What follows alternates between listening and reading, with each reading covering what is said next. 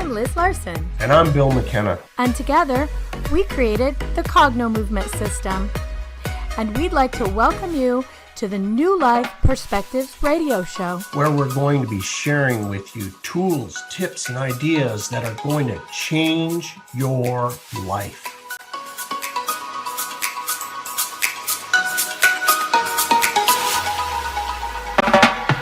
Hello in UK Health Radio Land. I'm Liz Larson, and I'm here with my friend, Bill McKenna. Hey, Bill McKenna. And we're the hosts of the New Life Perspectives radio show here on the UK Health Radio Network. We just also happen to be the co-creators of the Cogno Movement System. And it is our great honor to have as a guest today, Dr. Eben Alexander. Dr. Alexander.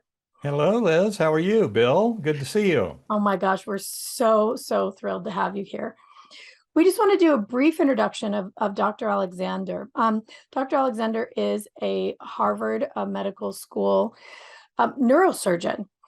And Dr. Alexander in 2008 had a traumatic brain event. We'll let him explain that to you, which led to him having a near-death experience and also returning with his whole body and whole brain. So the discoveries that Dr. Alexander has made are many, but one of which is that the consciousness is not necessarily in the brain. So we have so many things we want to talk about today: NDEs, brain science, brain health, and what you can do today to actually have a healthier brain. So welcome, Dr. Alexander. And I know that Bill has that first question locked and loaded. Oh my gosh. Well, the first question is, my gosh, I've had the pleasure of reading your book and your first book, Proof of Heaven, and also seeing, many of your other interviews, but absolutely fascinating. If you could tell people what you went through and how you died, how you came back, and that experience, because it's absolutely remarkable, especially coming from a neurologist, a brain surgeons. I happen to have a friend that is a brain surgeon out of Cornell, and all of this stuff is verboten. Is like, not going to talk about afterlife, anything spiritual. That is not acceptable. And near-death experiences. He had opened up the world, this other world, because he did it from the inside. So I find that just wonderful. Tell us. All right. Well, Bill, thanks for that question. And I'll be kind of brief about it because we can focus on points that you want to focus on later. But basically, I'd spent the first 54 years of my life honing a very kind of conventional scientific worldview. And I thought I understood something about brain, mind, and consciousness. I taught neurosurgery at Harvard Medical School for 15 years. And then I had the shock of my life. And that is 4:30 in the morning, November 10th, 2008. I suddenly became very ill, severe back pain, severe headache. Soon I lapsed into grand mal seizures and deep coma. And in that deep coma, I was taken from my home by ambulance to the hospital where I'd worked for over 2 years at the time. And it looked very dire. Going into coma over 3.5 hours. When I got to that ER, they did a lumbar puncture, found that my spinal fluid was thick with pus. And from then on, it was really downhill. They put me on a ventilator on 3 powerful intravenous antibiotics. Doctors estimated at the beginning of the week I had a 10% chance of survival. By the end of the week, 7 days in coma, they estimated 2% chance of survival with no chance of recovery. And that's why on that Sunday morning, day 7 of coma, they were recommending stopping the antibiotics and just letting me go. Now, it turns out from my perspective, where I was, things were completely different. Now, one thing that's very important to point out here is my experience, as I describe in the book Proof of Heaven and in the many talks that are out there that I've given. I was amnesic. That's unusual for a near-death experience, but in retrospect, I came to realize why that was so critical for my acceptance of the experience. And by amnesic, I meant I had no memories of Earth, humanity, Eben Alexander's life. I had no language, none of the religious concepts, none of my scientific knowledge. Every bit of it was gone. Now, when I first came back to this world, I didn't even recognize loved ones at the bedside, my mother, my sisters, my sons, because that amnesia was still in effect. But literally over hours and a few days, it abated. All my language came back, memories of childhood. Over 2 months, all my semantic knowledge of cosmology, physics, every bit of it came back. But the thing that was most interesting was it was all rooted in an experience that was impossible by the tenets of modern neuroscience. The medical details of my case, not only as I presented in Proof of Heaven, but as presented in a medical case report that came out in September 2018, Journal of Nervous and Mental Diseases, by Dr. Serbi Khanna, Lauren Moore, and Bruce Grace. And that case report went much further than I had gone in Proof of Heaven to make 2 points. One is that my brain was far too damaged, given the objective neurologic evidence of damage, to have had any kind of dream or hallucination. That's why it's so important to acknowledge this was a coma due to the meningitis. Out in the lay press, there's this myth that it was a medically induced coma. It was not. In fact, I went deep into coma before any sedative medications, and I came out of coma while I was still on heavy sedation doses. So you can throw that out the window. The magic to the scientific community is that the meningitis, and they had evidence that all lobes of my brain were involved, full thickness, and that my brainstem was involved even from day one. There was no way that brain was going to conjure up some kind of dream or hallucination, much less the most rich, ultra-real, memorable, detailed, life-transforming experience of my whole life that occurred while I was deep in coma with no possibility of that brain creating consciousness. The other important thing the case report made crystal clear is that my recovery demands an explanation. My doctors weren't kidding when they said I was 2% chance of living, but no chance of recovery. And there's no precedent for my case in the medical literature. That's another reason it's so important. And in fact, when the doctors who wrote up the case report presented it to the peer review editors of Journal of Nervous and Mental Diseases, who demanded an explanation, they said, this is unprecedented. Nobody this sick with bacterial meningoencephalitis has a full recovery. And the doctors said, well, he did have a near-death experience, and we think that was important. And that was enough for the peer-reviewed scientific editors. That shows you the scientific world is waking up to the power of spirituality in healing. And it's high time they did, because we've used placebo effect and other things we can talk about later, which all just show mind over matter and the ability we have to heal.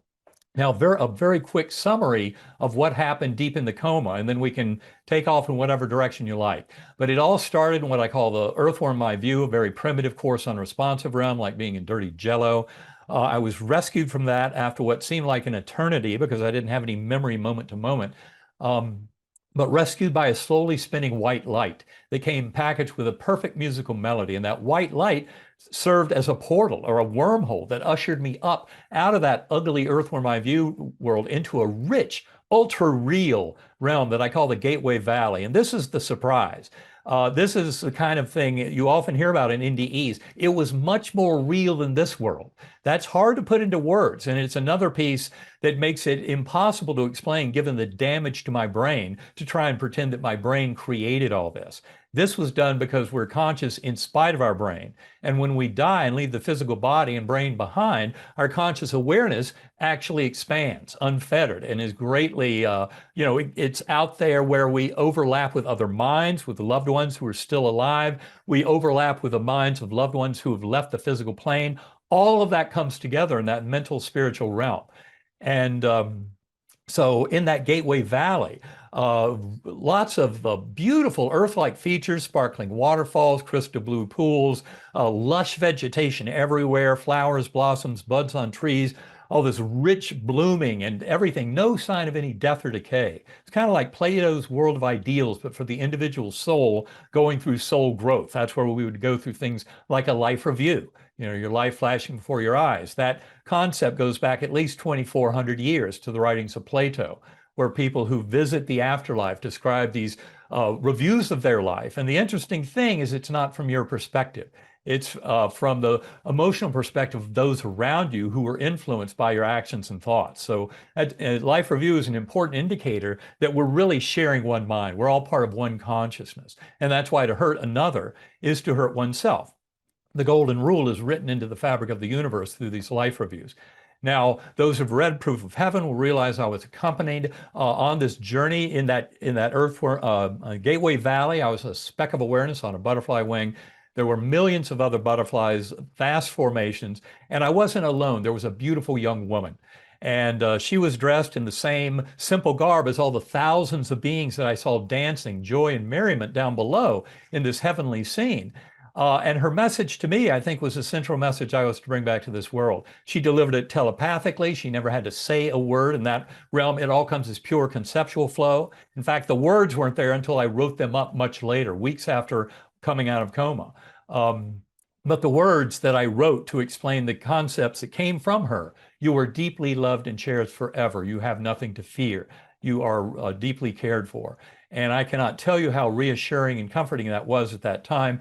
At any rate, this was not the end of the journey, because the angelic choirs above that were fueling the incredible festivities of this level ushered me up to higher and higher levels. I remember all of four-dimensional space-time collapsing down, all of a different spiritual timing, what I call deep time or meta time, which allows for many of the bigger aspects of this, because Earth time is not a primary marker of progress. There's a deeper understanding of it through this concept of deep time. And that's when I ascended to what I call the core. The core was the sanctum sanctorum of the divine. I became one with that God force. And of course, this is not an ego thinking it is one with God. It is higher soul, an extraordinary thing to go through.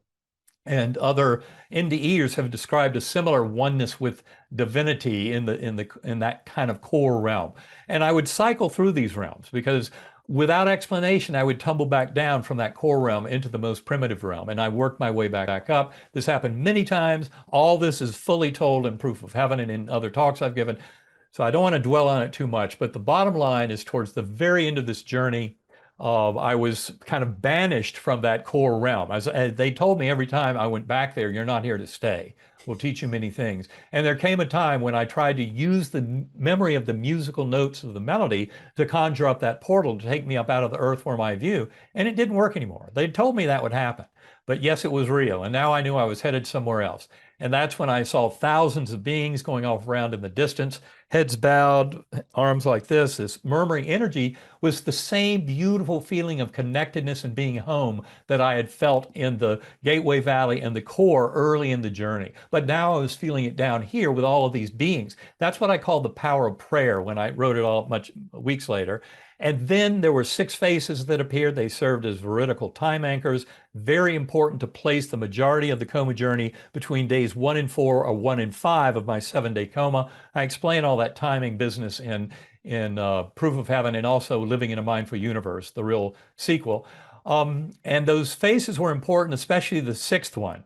And that was the face of a 10-year-old boy. I did not recognize him at the time, but it was my son, Bond. That was Sunday morning, day 7 of coma. They just held the conference where the doctors had said, time to stop all care and let him go. Bond heard that. They tried to protect him from the worst news during the week, but he knew now things were much worse than he'd been told. He came running down the hallway, pulled open my eyelids, that were taped shut. I'm on my ventilator. And I promise you, one eye there, one eye looking over there, neither pupil working. That's a very bad sign to anybody in medicine.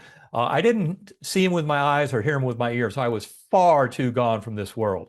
But the message got through. He was pleading with me, Daddy, you're going to be okay. Daddy, you're going to be okay. And I didn't understand any of those words, but now everything mattered. This whole journey, I had thought this can continue, it can cease, doesn't matter.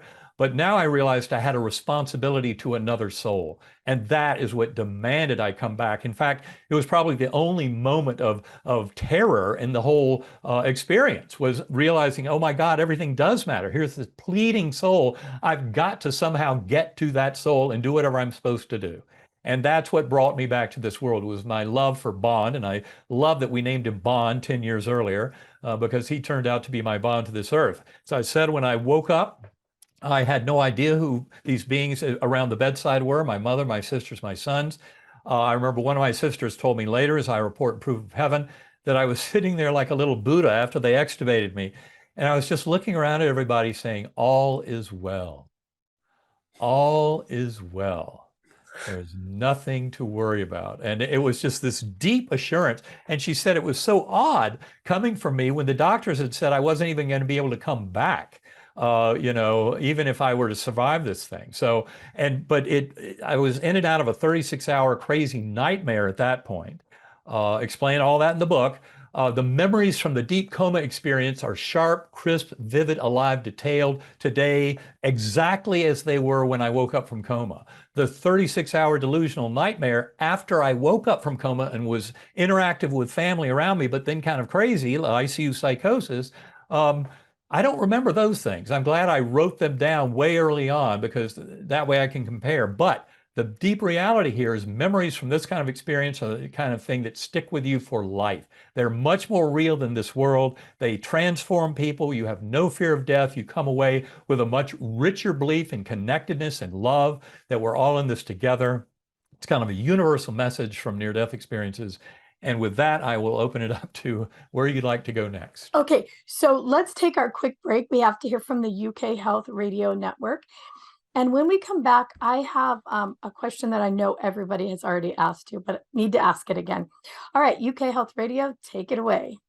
And we're back with Dr. Eben Alexander having a fascinating conversation about his near-death experience.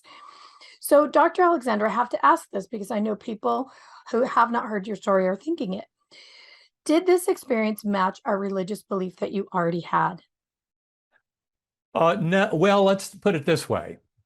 The belief I came back with, which I think is probably the very dominant majority kind of set of beliefs of people who've been through an NDE, is the reality of the afterlife, of an infinitely loving God force at the core of the universe that is in many ways the source of our conscious awareness.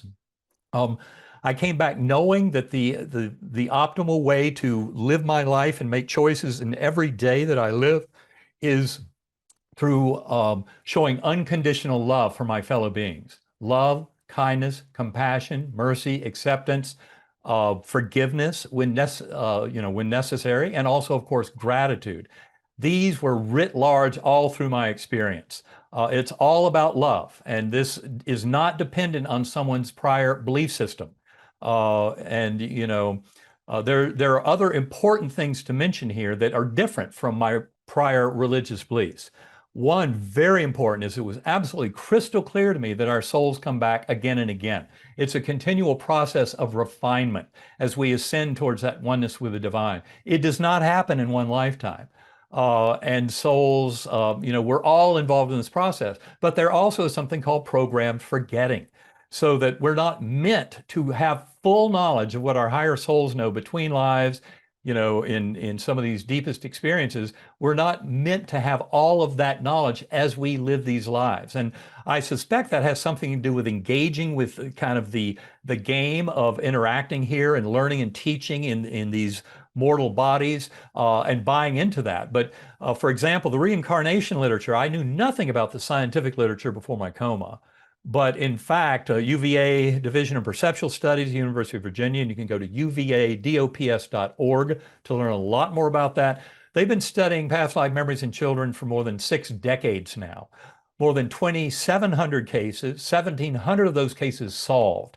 So there's no question whatsoever from a modern scientific perspective that reincarnation is a real process. We just don't understand it. But one thing those doctors who investigate it will tell you is you have to harvest those memories from the children before age 5 or 6, because then the memories are covered over. As I said, programmed forgetting. We're not meant to carry those memories of past lives and between lives into adulthood. And there's also the what's known as amnesia of childhood, which is most of us as adults have trouble remembering things before age 5 or 6.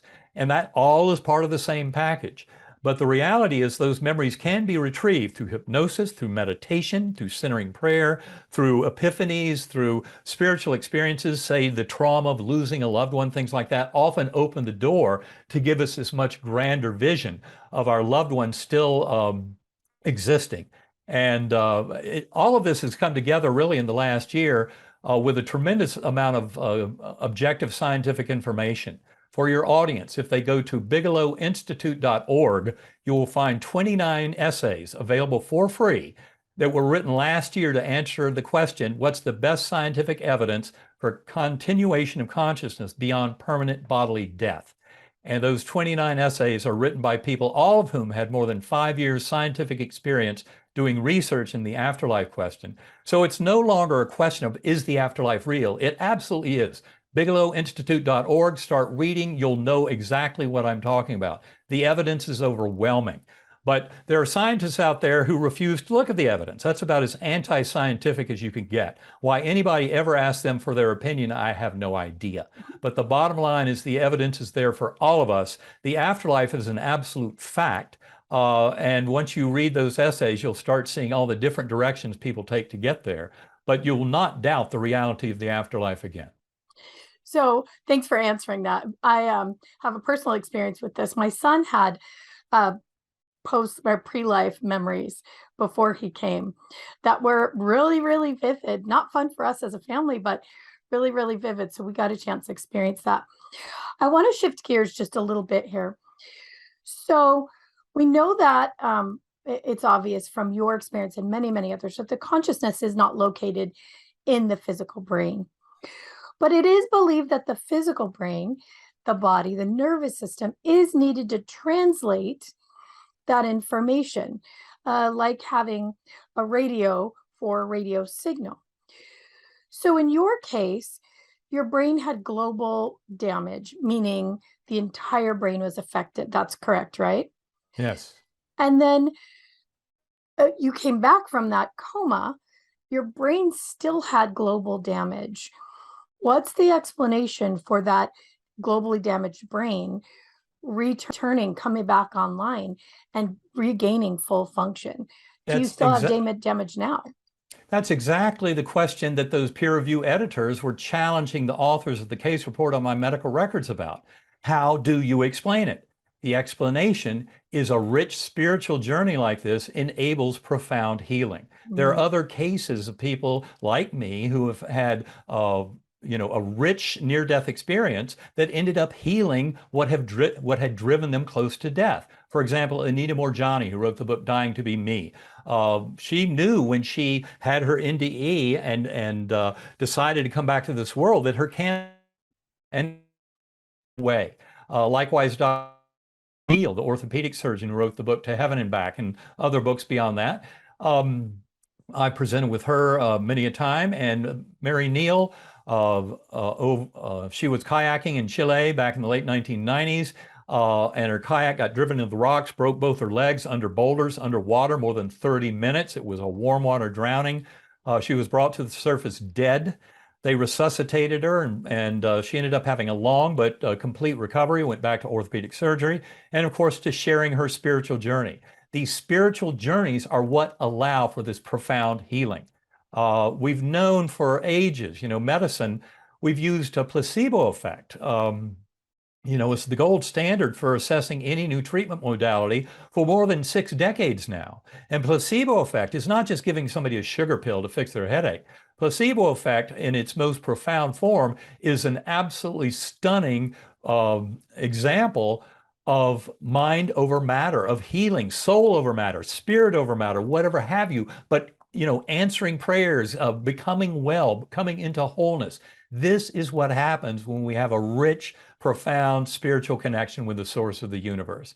And that is what is becoming crystal clear with these kinds of episodes. And what I can tell you is through meditation, people can come to glean the very same deep knowledge about, the spiritual realm as we do in NDEs. It demands a more regular practice of meditation. I meditate an hour to a day. I use something called sacred acoustics, a form of binaural beat brainwave entrainment. But to me, it's a health maintenance. It's how I connect with that kind of higher aspects of the world, that infinitely healing God force, with the guides and wisdom that I encountered in my NDE. I've developed a true open relationship with that. But I also know through the work that my partner Karen Newell and I do, she's the founder of Sacred Acoustics, we give meditation workshops all around the world. And I've come to realize that people can get the same benefits of an NDE through meditation, especially when you have a profound form of meditation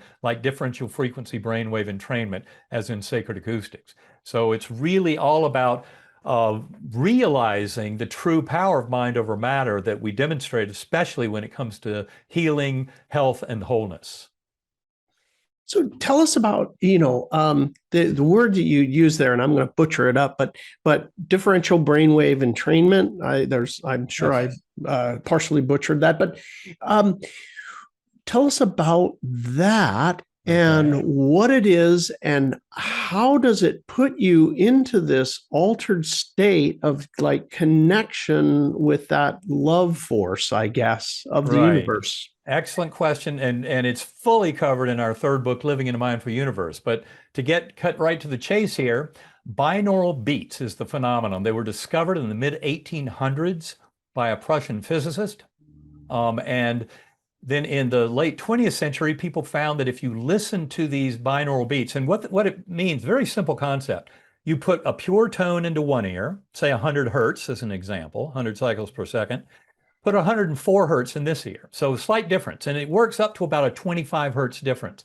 But anything in that range, when you put a different frequency into the two ears, they collide in the lower brainstem. And it's a very important concept, because every sound you've ever heard, and this includes every chant, anthem, hymn you might have heard that might have driven you into some kind of a transcendental or spiritual state, those are all processed up in the acoustic cortex of the temporal lobes. Those are circuits that have basically refined themselves over the last 2 to 3 million years in humans and in primates.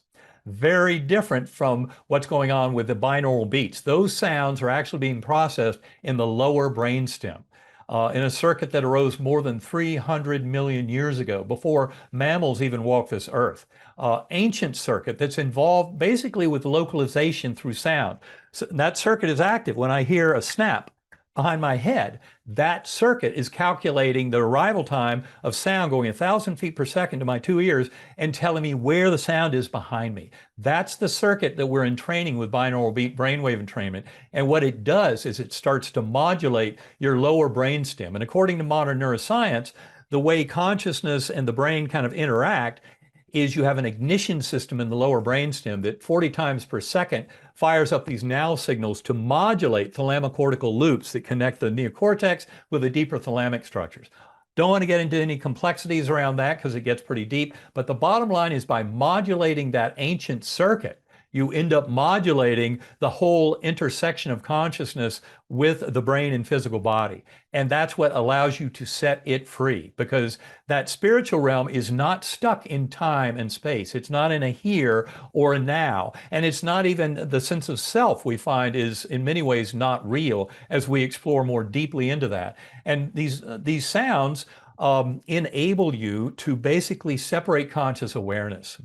And it's something that happens kind of automatically for many people, but you just learn to ride the tones. You can let your linguistic brain, that little voice in your head, it can make a statement, make a request, ask a question, but then you put it in timeout.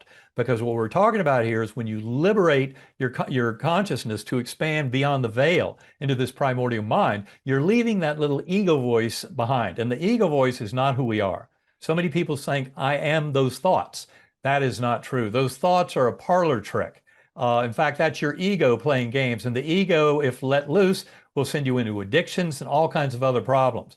This is not about the ego. It's about putting it aside and allowing your mind to ride the tones of the binaural beats. And that is what allows you to expand conscious awareness. And before long, I don't even hear those tones anymore because I'm far gone into the spiritual realm. Wow, that's amazing. So cool. And when we come back, we're going to give everybody a link so that they have an opportunity to experience this for themselves. But right now, let's hear from the UK Health Radio Network. Take it away. Okay, so we're back and we're talking to Dr. Eben Alexander, and he was just talking about binaural beats and how you can actually access this state of NDE while not experiencing an NDE. And the place that you can experience that for yourself is sacredacoustics.com. And there is a free 20-minute meditation there. Again, it's sacred soulacoustics.com, and you can get that that meditation. So I have a weird question. Do you think that everybody experiences that the same space and time that you experienced? Or do you think there's different dimensions that different people experience? Well, I think there are many dimensions to this, and I traverse through many of those dimensions multiple times during my journey. But there are certain commonalities you find, and the scientists who study these find rich overlap in these kind of commonalities. One is the notion of kind of ascending through a portal or a tunnel, as I did, going from darkness into light. Another one is and very common across all cultures, is encountering souls of departed loved ones, those who've left the physical world. In fact, I've come to realize that if that happens in a deathbed vision or in an after-death communication of some sort, it often means that that particular patient is really on the threshold of leaving the physical plane. So appearance of loved ones is not a hallucination or wishful thinking. It's actual sign that you've got a deep engagement of that soul. Encountering a godlike force. It's not described usually as a religious figure. Most people don't, for example, encounter Jesus, although many people do. Mary Neal had a beautiful encounter with Jesus. And other people, have seen other religious figures, but they're nowhere near as common as souls of departed loved ones.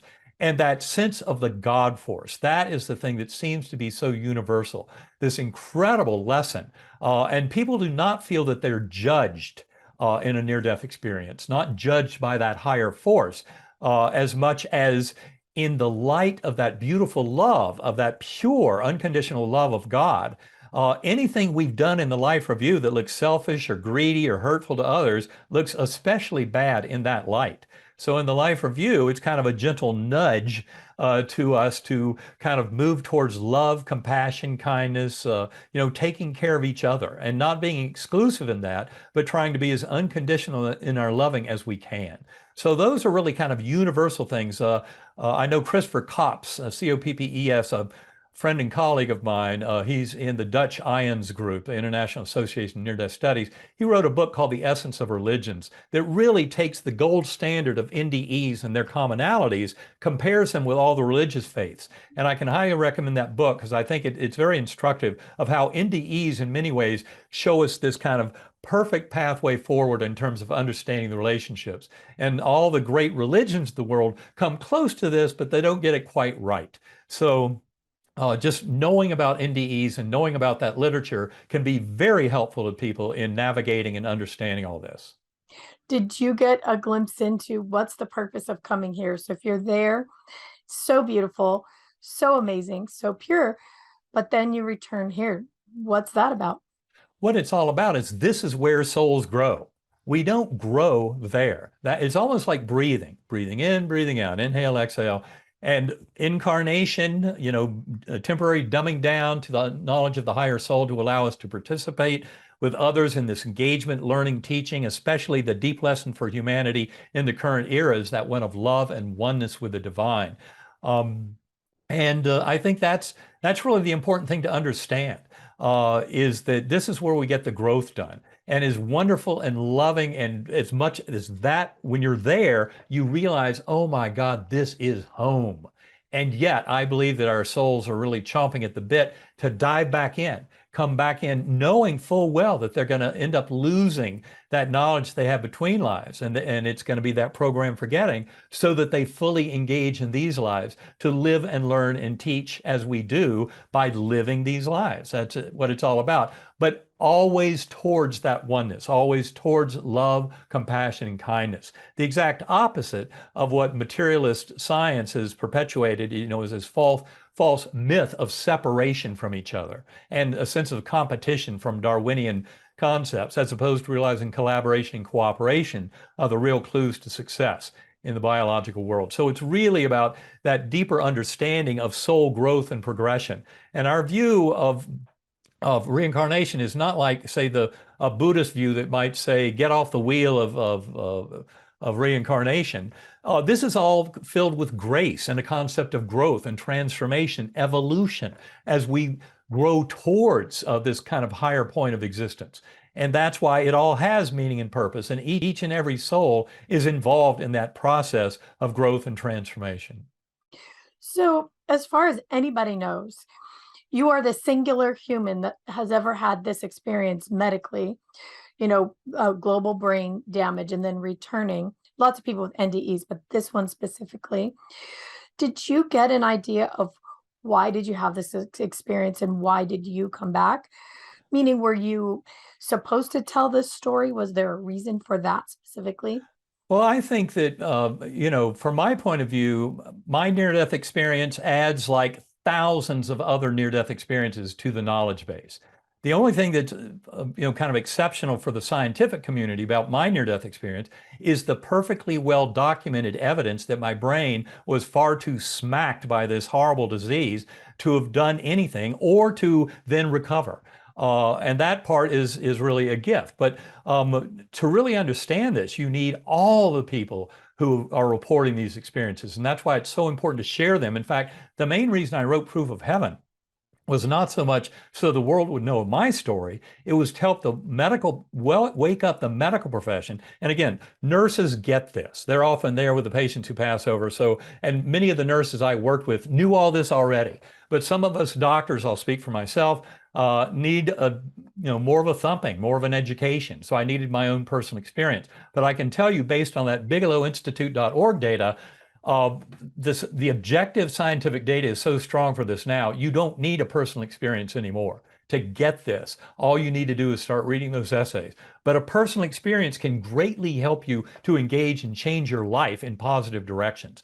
And that's why I'm such a huge fan of sacred acoustics and why Karen and I do all these workshops, showing people using the NDE scale of 16 elements of things that can happen during an NDE. We use those to help people assess their meditative results, to help them work towards basically constructing an NDE through multiple episodes of meditation. So we can all do this and come into the same higher knowledge. That's really outstanding. Is that the same Bigelow as Bigelow Aerospace? Like It Robert is Bigelow? Robert Bigelow. Yeah. And it turns out he had lost his wife. His son had committed suicide. He had big questions about afterlife or not. And I would say he's perfectly convinced now, because those essays are without question. There's no way around them. They prove the reality of the afterlife. Everyone can just know now. It's been scientifically proven. We need to understand how it works. That involves quantum physics. That involves neuroscience. That involves philosophy of mind, parapsychology, all the evidence for non-local consciousness. These are all things we bring together in our book, Living in a Mindful Universe, to make this case in a very broad and scientific fashion. But it brings spirituality and science together in a very practical form that allows us to come into healing and wholeness in our lifetimes. Did this experience actually help science expand what's possible for the brain in a situation like yours? I think it's helped tremendously. And a lot of that is through other NDEs too. There are many cases of people who have recovered, from severe brain injury, malady, what have you, of different forms, that have allowed us to realize this kind of spiritual power and ability of mind over matter. So it goes far beyond things like placebo effect. You can find cases of spontaneous remission of advanced cancers and infections. If you go to noetic.org, the Institute of Noetic Sciences website, and put in the search term spontaneous remission, you'll find the work by Brendan O'Regan that was done in the mid-90s. That work is now being updated by Helen A. Wabe at IONS. But this is all about coming into a richer understanding of the power of mind to bring us into healing and wholeness. So I have a question about, is it voltage? Is it scalar energy? So the energy that you experienced in your NDE, that whole thing, you said as you came back into your body, you believe that is what healed the body. So there's some effect on the cells, on the electrons, neurons, on the voltage, on the power to get that thing, ramped up and get the healing started very, very rapidly, like with Anita Moorjani. an unprecedented quick healing of cancer. Her body was dead. So do you think it has to do with some kind of scalar or voltage or something that your body experiences during this experience? Well, I think it has more to do with the true concept of mind over matter. And what that means is, the metaphysical position of many people in conventional science is materialism or physicalism. And that's the notion that only the physical world exists. And that would be the notion that anything that happens in this world must involve electrons, protons, photons, quarks, et cetera, all interacting according to the laws of physics, chemistry, and biology. The problem is that really doesn't work to explain consciousness, especially when you get into non-local consciousness. Things like telepathy, remote viewing, precognition, presentiment, out-of-body experiences. And then, of course, this huge literature on near-death experiences, shared death, which are like near-death in quality, but happen to people who are perfectly healthy, usually the loved one of someone who's dying. And then, of course, all those past life memories in children indicative of reincarnation. All those pieces of information contribute to an understanding of mind over matter, that the kind of ideal, the mental ideal, is what exists and then drives all of these things to kind of line up and conspire to follow the will of that higher soul. So it really is, I'm not sure about the exact molecular mechanisms involved. That's something that will take time to uncover. But the thing I've realized is to keep following this materialistic model, study the brain, study the brain, study the brain, as if that's going to give us the answers, is not the proper pathway. We need to look more at the results. And a very quick example of why that's not the right pathway, there's a whole series of scientific papers over the last decade looking at people under the influence of psilocybin, magic mushrooms, LSD, DMT, these serotonin 2A psychedelic substances.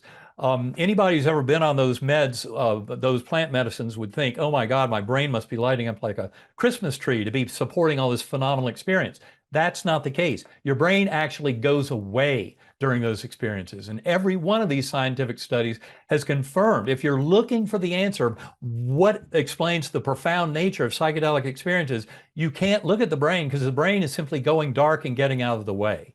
That's a beautiful scientific example of why, if we keep looking at the brain and the material world, we'll find correlations, we'll find things that associate, but we're not going to necessarily find the causes.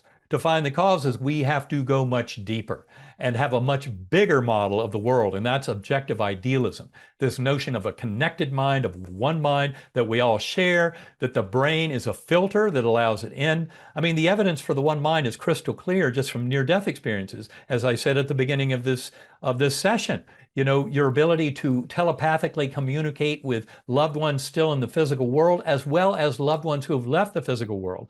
All of that happens in an NDE, and that is simply showing us the reality of the mental realm. And that mental realm is deeply responsible for top-down causality in the emerging reality we experience here. So we need to get rid of our little ego mind and rise to the occasion, to the higher soul, interconnectedness, primordial mind, how we're all in this together, and then that binding force of love starts to deliver health and healing to us the more we practice that in living our lives.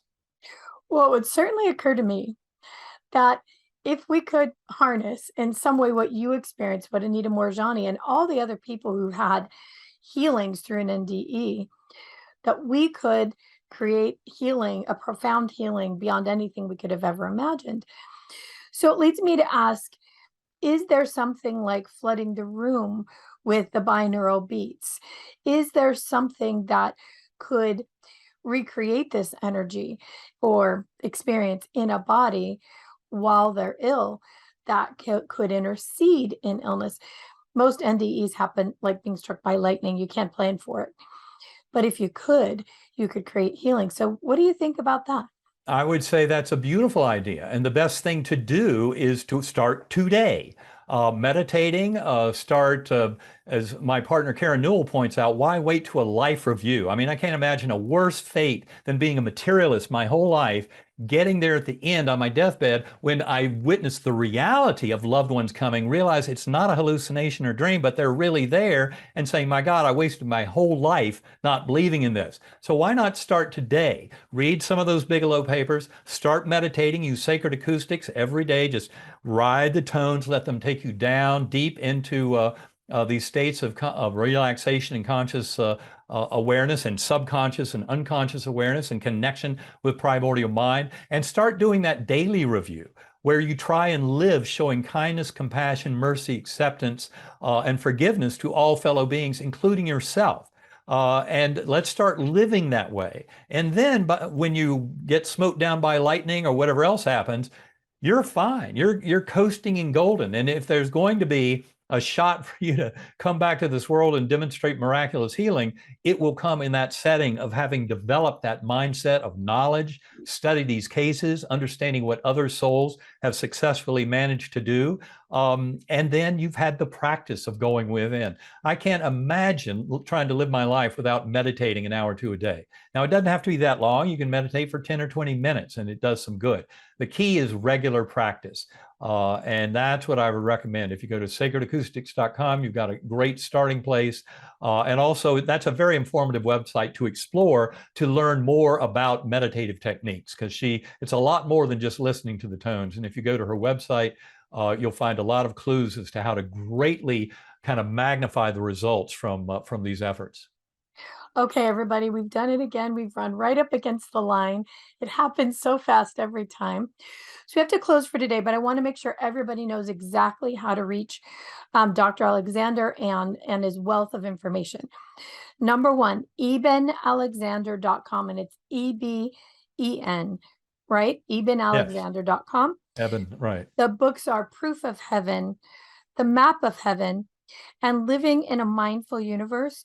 You can get that free 20-minute meditation at sacredacoustics.com.